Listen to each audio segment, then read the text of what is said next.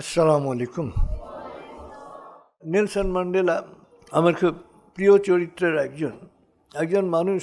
এত বছর জেল খাটার পরে, এত সংগ্রাম করার পরে, ক্ষমতায় যাওয়ার পরে, অবিসংবাদিত নেতা হওয়ার পরে দ্বিতীয়বার নির্বাচনে দাঁড়াতে অস্বীকার করতে পারেন, এটা একজন অনন্য মানুষ, একজন মহামানবের পক্ষেই সম্ভব যে দ্বিতীয়বার তিনি আর নির্বাচনে দাঁড়ালেন না। বললেন যে আমার কাজ ছিল, আমি করেছি, বাকি তোমরা করো আর কি। এবং তিনি যাকে সিলেক্ট করেছিলেন তাকে কিন্তু পার্টি করে নাই আর কি।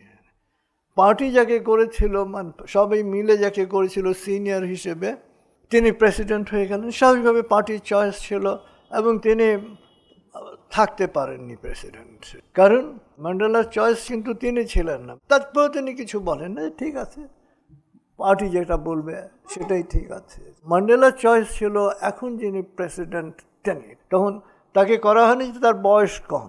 এবং ম্যান্ডেলার চয়েস যে কত চমৎকার ছিল, কত মানবিক ছিল, এখন বর্তমান দক্ষিণ আফ্রিকার যে প্রেসিডেন্টের ভূমিকা দেখলেই আমরা বুঝতে পারি যে আসলে একজন মুক্তি সংগ্রামী, তার চয়েসটা কত চমৎকার ছিল। তো ম্যান্ডেলা জেলখানায় ছিলেন এবং জেলখানায় তার উপরে যে নির্যাতন হয়েছে মানসিক এবং শারীরিক, কিন্তু তারপরেও তিনি শ্বেতাঙ্গদের ক্ষমা করে দিয়েছেন। এবং গত শতাব্দীতে ম্যান্ডেলা ছিলেন সার্থক রূপকার। ম্যান্ডেলা স্বাভাবিকভাবে তিনি স্ট্রাগল করেছেন, সংগ্রামী পুরুষ ছিলেন এবং সংগ্রামী মানুষ, তাদের সাহস থাকে সবসময়।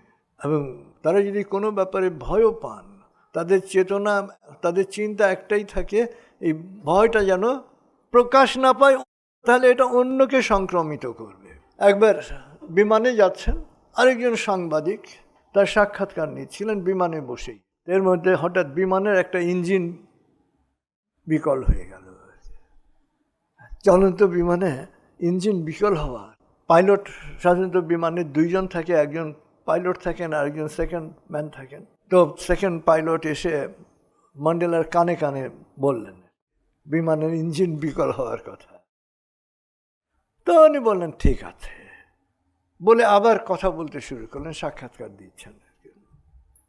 এদিকে অন্য যাত্রীরা তো আতঙ্কে চিৎকার করছে এবং প্লেনটাও দুলছিল এবং বাম্পিং হচ্ছিল, কারণ একটা ইঞ্জিনে চলছে। তো যাই হোক, শেষমেশ বিমান গন্তব্যে পৌঁছলো এবং ল্যান্ডিং করলো। সাংবাদিক তখন ম্যান্ডেলার প্রশংসায় পঞ্চমুখ।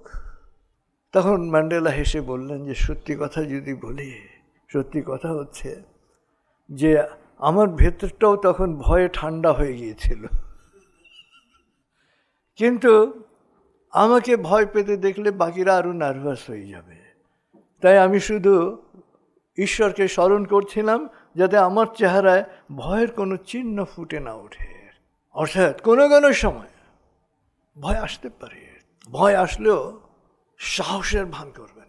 আসলে ভয়টাকে সবসময় জয় করতে হবে।